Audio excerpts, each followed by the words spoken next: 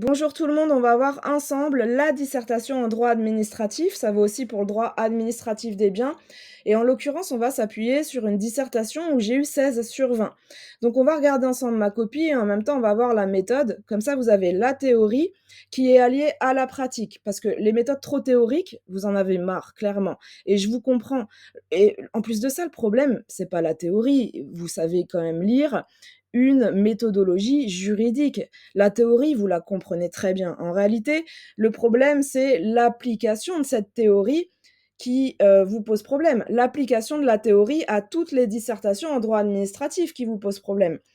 Donc, je vois aucun intérêt à vous faire une méthode trop théorique, étape par étape, blablabla. Juste ça et merci, au revoir, ça n'a aucun intérêt pour vous. Et en plus, là, c'est ma copie.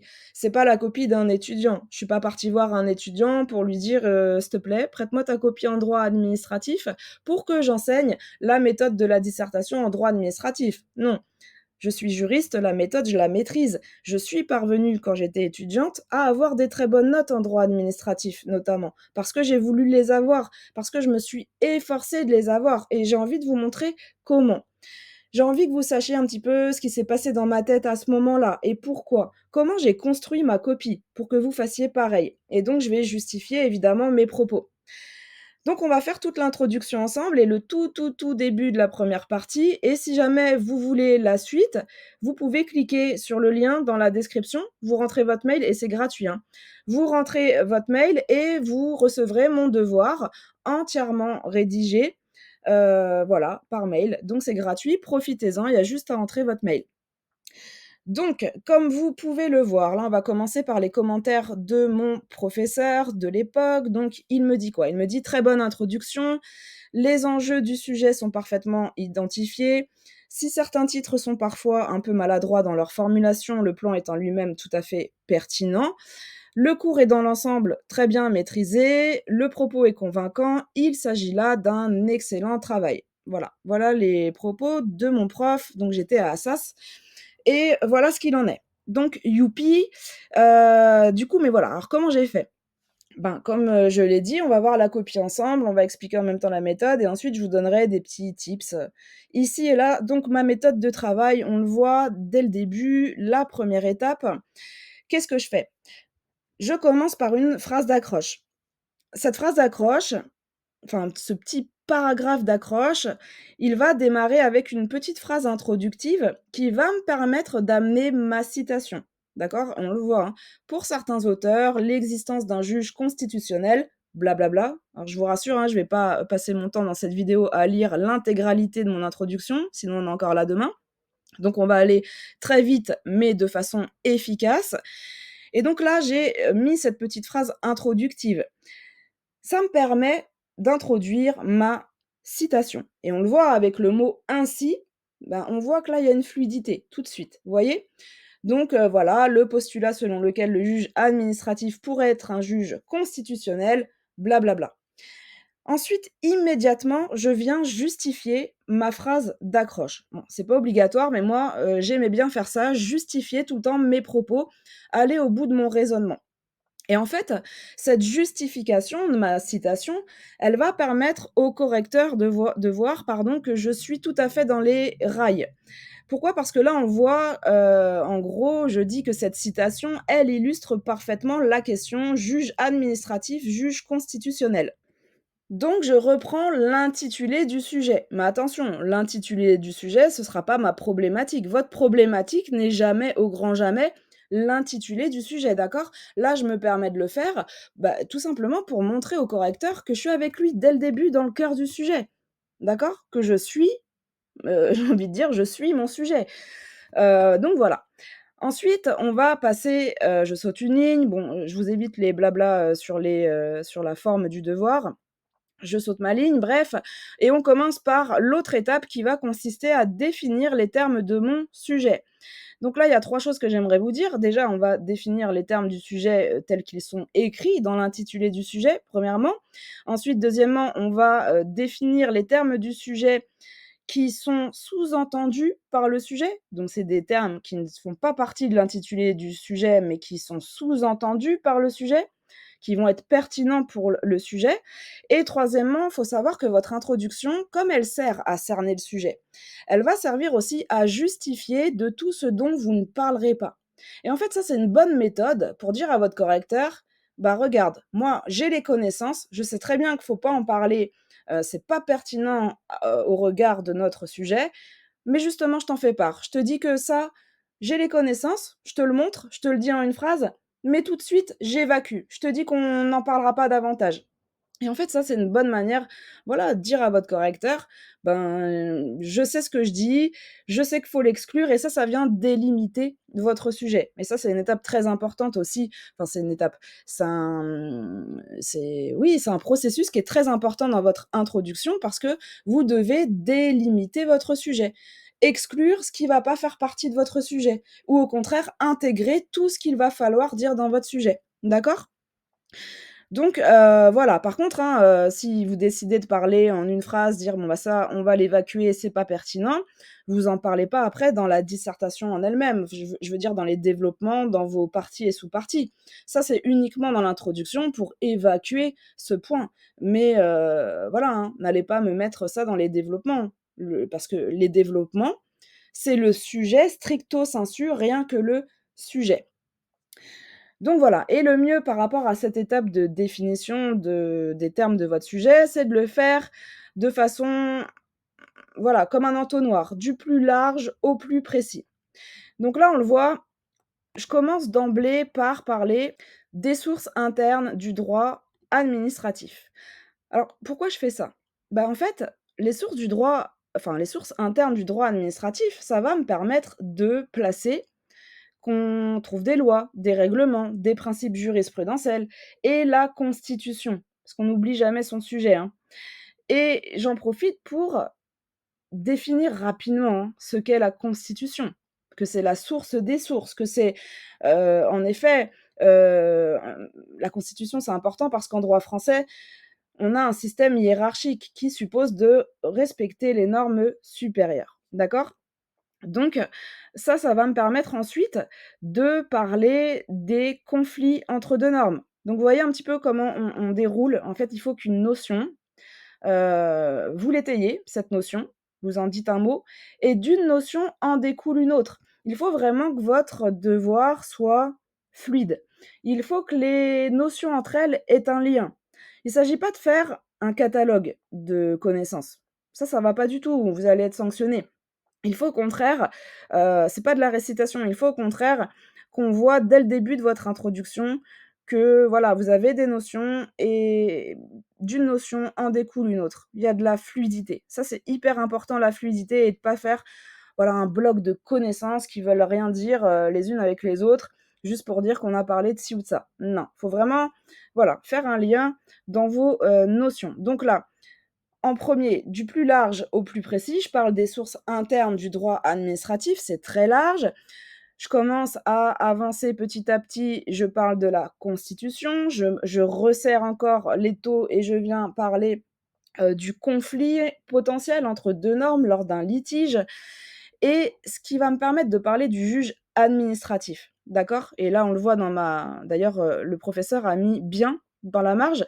Donc on voit que, bah, je parle du juge administratif et je dis un petit peu son rôle. Vous voyez ce que je veux dire? Donc je dis que, voilà, le juge administratif, il va devoir faire prévaloir la norme d'ordre supérieur à celle d'ordre inférieur. Afin de donner à la hiérarchie des normes son effectivité, il est donc nécessaire d'avoir une procédure juridictionnelle permettant de garantir la suprématie de la Constitution dans l'ordre juridique français. Donc vous voyez, tout est fluide, tout est coordonné. Et là, j'en profite. À cet égard, c'est le Conseil constitutionnel. Vous voyez, je rentre vraiment dans le vif du sujet à partir de là, grâce à mes définitions. Donc à cet égard, le Conseil constit, qui est aujourd'hui la juridiction chargée du contrôle de constitutionnalité des lois, blablabla, blablabla. En fait, là, pareil, je vais décrire un petit peu son rôle. mais je vais me servir des éléments qui sont pertinents à mon sujet. Donc là, je vais pouvoir mettre, des éléments, voilà, des connaissances, hein. Le cours tout simplement, en parlant de la révision du 23 juillet, pardon, 2008, en disant qu'avant, il y avait un contrôle a priori de la loi, mais que maintenant, eh bien, on peut exercer un contrôle a posteriori. Et donc, ainsi, le Conseil constitutionnel vérifie la conformité des lois aux exigences du bloc de constitutionnalité. Et là, c'est encore une notion très importante, le bloc de constitutionnalité. Et là, hop, vous voyez comment je fais? J'en profite tout de suite pour dire de quoi est composé le bloc de constitutionnalité. Je vais venir définir le bloc de constitutionnalité. Après, il ne s'agit pas d'en faire des tonnes, mais votre introduction, elle doit être nourrie quand même, d'accord? Donc j'en profite et je dis que voilà, ce bloc, il est composé d'un ensemble de normes constitutionnelles, à savoir donc, les articles de la Constitution, la DDHC de 1789, le préambule, bla bla bla. Et là, j'en profite. Je parle de la création du Conseil constitutionnel. Et là, tout de suite, je vais rentrer dans le vif du sujet. Mon sujet, c'est juge, administratif, juge constitutionnel. Et là, je vais en profiter pour dire que la création du Conseil constitutionnel, bah, elle a conforté la position du juge administratif. Parce que oubliez pas, on a un arrêt très important, enfin une décision très importante, Arrighi, rendue en 1936 par le Conseil d'État. Et donc, on nous dit clairement que voilà, là, le juge administratif, il s'est déclaré incompétent pour contrôler la constitutionnalité des lois, d'accord? Donc j'en profite pour «confronter» entre guillemets, le juge administratif et le juge constitutionnel. Vous voyez? Ça se fait dès le départ et là, on est vraiment dans le cœur du sujet. Hem Et puis après, bon, je vous passe un petit peu, les détails, mais d'une notion toujours pareille, hein, en découle une autre. Donc, là, je vais parler de la loi Écran, et je vais, venir faire un autre paragraphe. Je vais venir faire un autre paragraphe et là, progressivement, je vais commencer à me diriger pas à pas vers l'autre étape de ma dissertation qui va être celle du contexte de l'intérêt du sujet. D'accord? Donc progressivement, j'amène mon devoir. Je fais progresser mon devoir, voilà.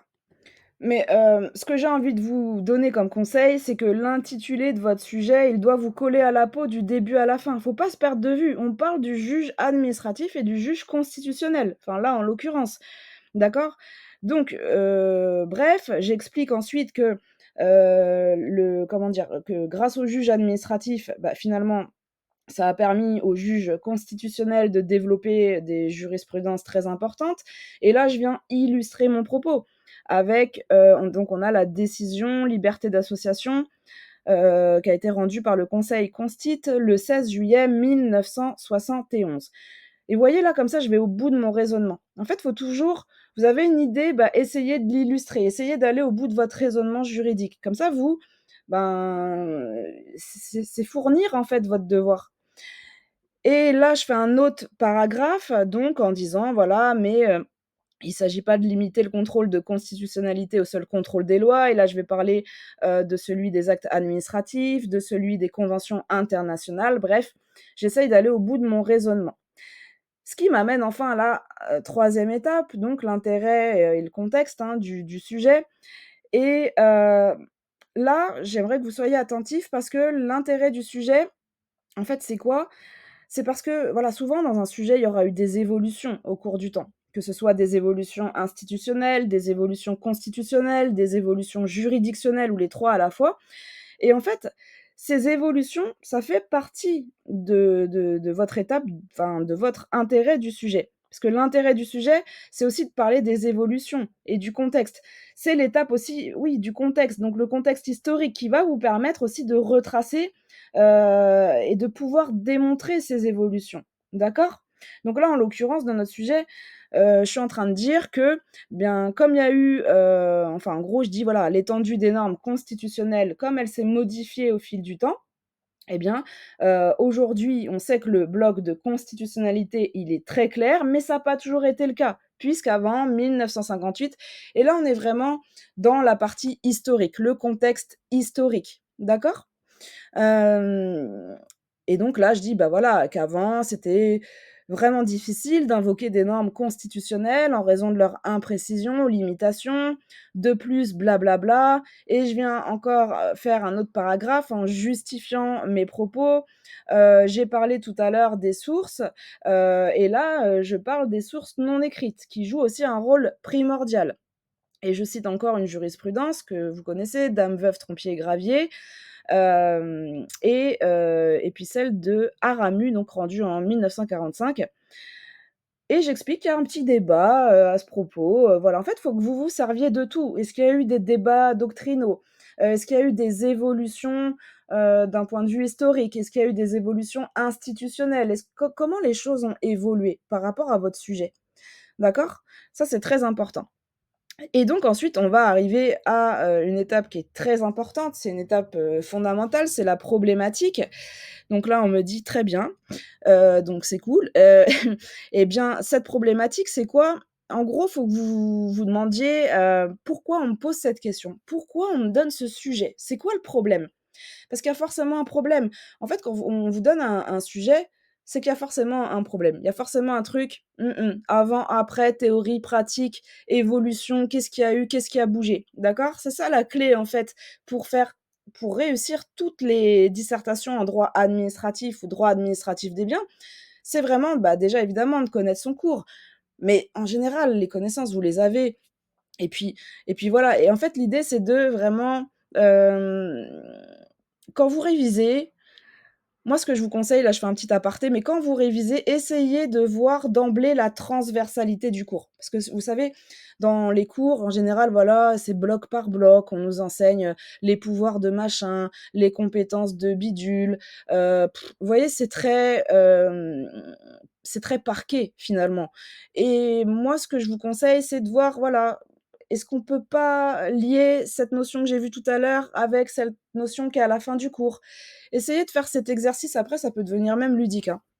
Donc voilà, bref, retournons à nos moutons. Donc la problématique. Donc moi, qu'est-ce que j'ai dit dans cette problématique? Eh bien, je me sers de ce que j'ai dit plus haut. En fait, toutes vos étapes, elles doivent être, alors non seulement les notions doivent être liées les unes avec les autres, mais vos étapes aussi. Parce que si vous voulez, votre problématique, elle découle du contexte et de l'intérêt du sujet. Votre contexte et l'intérêt du sujet, ils découlent des notions préalablement définies. En fait, l'un ne va pas sans l'autre. C'est pour ça que je me permets de dire dans ma problématique qu'au regard de ces évolutions, vous voyez, je maintiens le fil conducteur et ça me permet de rebondir, il semble opportun de se demander dans quelle mesure le juge administratif participe à la justice constitutionnelle. Donc voilà. Ensuite, j'annonce mon plan. Alors, il faut savoir que parfois, ça m'arrivait de justifier ma problématique. C'est une étape comme une autre, hein, c'est une étape normalement à pas négliger, mais en droit administratif, c'est vrai qu'elle n'est pas indispensable. Ça, c'est plus pour le droit constitutionnel, mais ici, voilà, j'ai décidé de pas la faire. Je pense pas que ça m'ait porté préjudice. Donc voilà. Donc j'annonce, mon plan et je dis: «Il semble en effet», donc vous voyez, utilisez les mots comme ça, en effet, ainsi, de plus. Ça, c'est des mots qui vont vous connecter, en fait, avec ce que vous venez de dire. Donc il semble en effet intéressant de voir en quoi les compétences du juge administratif et juge constitutionnel. Bon là, visiblement, j'ai, été trop vite puisque j'ai mis les compétences du juge administratif et juge administratif. Ah, c'est pas ça que j'ai voulu dire, mais je pense que le correcteur a bien vu que j'avais peut-être pas forcément le temps, pour me relire. Donc on a compris, ce que j'ai voulu dire, mais bon, mon conseil, si vous pouvez avoir le temps de vous relire, c'est mieux. Ça vous évite de faire une petite bourde comme ça. Après, c'est pas bien grave, on comprend clairement, mais voilà. Bref, il est intéressant de voir en quoi les compétences du juge administratif et juge constitutionnel sont clairement distinctes, d'accord? Même si les frontières ne sont pas aussi étanches qu'elles y paraissent.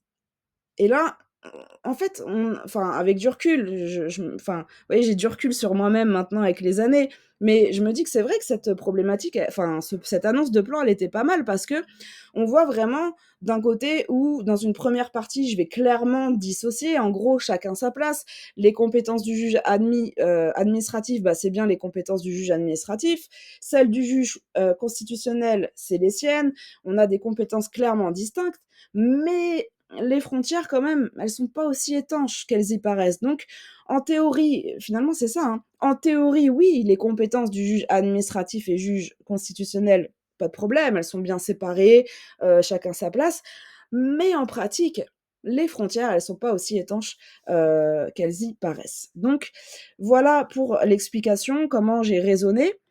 Et donc sur mon titre, le grand 1, alors on m'a dit: «Titre peu élégant» et franchement c'est vrai, mais à l'époque ça me paraissait, stylé, mais bon, avec le recul pas trop. Mais en soi l'idée elle était bonne.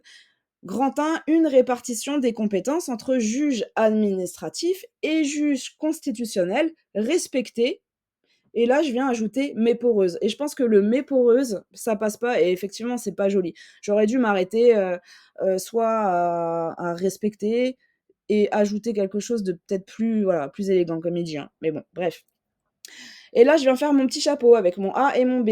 En principe, l'existence du Conseil constitutionnel conforte le refus classique du juge administratif de contrôler la constitutionnalité des lois, même si le juge administratif s'autorise une marge de manœuvre pour faire obstacle à la théorie de la loi écran.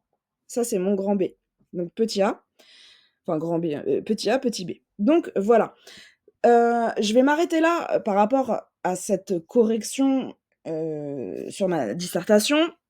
Comme je vous l'ai dit, hein, si vous voulez la suite, d'ailleurs, je vais laisser avec les commentaires du prof, comme ça vous aurez les remarques, et ça vous permettra aussi de voir, bah, ce qui était très bien, ce qui ne l'était moins, voilà. Avant de vous quitter, j'aimerais vous donner des petits conseils. Moi, ce que j'aimerais bien, c'est que vous sachiez identifier un sujet.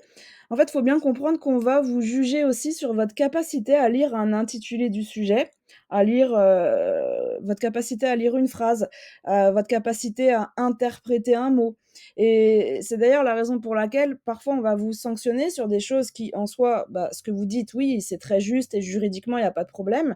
Mais comme il n'y a pas de rapport avec le sujet, bah, c'est la cata et donc ça va vous enlever des points. Donc vraiment, essayez de bien lire le sujet, prendre le temps et pour ça, mon conseil, c'est, bah, ce que je vous ai dit tout à l'heure. Voilà, vous avez l'intitulé de votre sujet, vous dites: «OK, déjà, je vais devoir apporter» par exemple, je prends l'exemple de ce sujet, juge constitutionnel, juge administratif. Bon, bah, là, clairement, on veut que vous parliez des 2. Vous voyez? Si vous parlez que du juge administratif, vous allez pas avoir la moyenne. Pourquoi vous allez pas avoir la moyenne? Bah, parce que vous n'aurez pas parlé du tout du juge, constitutionnel. Donc le devoir, il est pas bon, il y aura pas une bonne problématique. Donc là, les choses sont dites simplement, mais c'est pour que vous compreniez bien, qu'il faut vraiment prendre le temps de lire le sujet, voilà, et quitte à y passer 5-10 minutes. Vaut mieux passer 5-10 minutes sur, la compréhension du sujet, plutôt que de se dire, partir bille en tête, se dire: «Ouais, OK, c'est bon, moi je vois à peu près, là c'est bon, on y va, c'est parti». Non, prenez le temps, vraiment. Ensuite, bah, du coup, faut éviter les hors-sujets, hein, mais voilà, je vous ai donné quand même pas mal d'indices. Toujours cette idée que l'intitulé du sujet doit vous coller à la peau. Dans tout ce que vous dites, en fait, posez-vous la question. Faites l'effort de vous demander si vous avez envie d'avoir une bonne note, faites l'effort de vous dire: «Bon, est-ce que ce que je dis là, c'est en rapport avec le sujet ou je divague un peu?» Est-ce que, par exemple, quand vous, développez, par exemple, le rôle du Conseil constitutionnel, c'est très bien de le faire si c'est très bien de le faire, hein, vous allez définir, une institution, donc voilà, ce qu'est l'institution, mais vous avez pas besoin d'en rajouter des tonnes et donc arrêtez-vous. «Ah peut-être là j'ai parlé de ça, mais c'était un peu trop, donc je vais effacer, hop, je m'arrête là, ça c'était très bien, c'est pertinent, c'est OK». D'accord? Ensuite, qu'est-ce que je voulais vous dire? Bah, du coup aussi, il faut rien oublier, dans vos connaissances, faut faire un tri. Faut bien comprendre que, bah, je sais pas moi, si je vous demande comment vous vous appelez et que vous me répondez que vous habitez à Nantes, à Paris ou à Marseille et que le et que le matin vous prenez vos petits déjeuners, c'est du chocolat chaud et des tartines, bah, vous répondez pas à ma question ou alors, vous voyez, vous dites des choses qui vont pas m enfin moi, c'est pas ça que je voulais savoir en fait. Donc évitez La dissertation, c'est pareil, évitez de trop broder et ça va vous permettre de pas faire de hors sujet.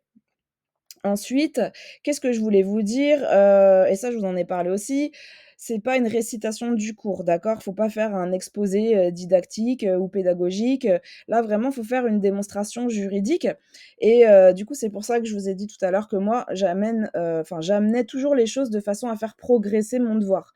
Hem, L'idée de l'introduction, c'est vraiment de mettre à jour la problématique de votre sujet.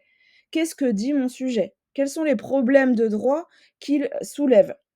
C'est pour ça que cette étape de l'introduction, elle est franchement très importante parce que c'est grâce à elle que vous allez pouvoir bâtir un plan solide et cohérent, voilà. Et d'ailleurs, sur votre annonce de plan, ce qui serait bien, c'est de faire une seule phrase pour annoncer votre grand 1, grand 2. Essayez de pas couper et dire: «Bon, en grand 1, on verra ça, point et en grand 2, on verra ça». Essayez de le faire en une phrase pour que ce soit fluide. Vous voyez? Donc par exemple, comme là j'ai fait: «En théorie blablabla, mais blablabla».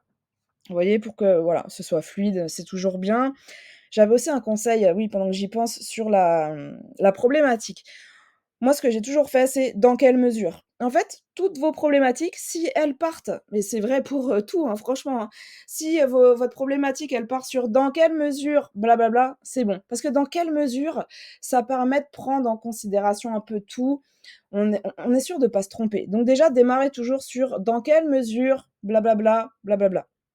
Franchement, ça, c'est un petit conseil. Moi, je le fais je le faisais tout le temps et ça a toujours fonctionné. C'est valable pour n'importe quelle dissertation en réalité et bon, évidemment, c'est la suite de vos propos qui vont compter, mais si vous savez pas comment démarrer, si vous vous sentez perdu, eh bien, vous commencez par dans quelle mesure, hop, vous mettez ça sur votre brouillon et puis là, vous cherchez. Alors, dans quelle mesure le juge administratif, nanani, juge constitutionnel. Vous voyez, vous laissez un espace, nanani et là, vous cherchez dans vos connaissances, d'accord? Donc normalement, j'ai fini, j'essaye de réfléchir si j'ai pas autre chose à vous dire. Non. Évidemment, vous oubliez pas les chapeaux, les A et B, phrases de transition, c'est mieux, entre les, sous-parties, qu'est-ce que je voulais vous dire d'autre? Je crois que c'est tout. Donc je vais vous laisser là. Si vous avez des questions, n'hésitez pas et n'oubliez pas, de prendre le lien qui est dans la description pour rentrer votre mail et pour avoir accès à la dissertation entièrement rédigée par mes soins quand j'étais étudiante à Assas. Voilà, je vous souhaite bon courage.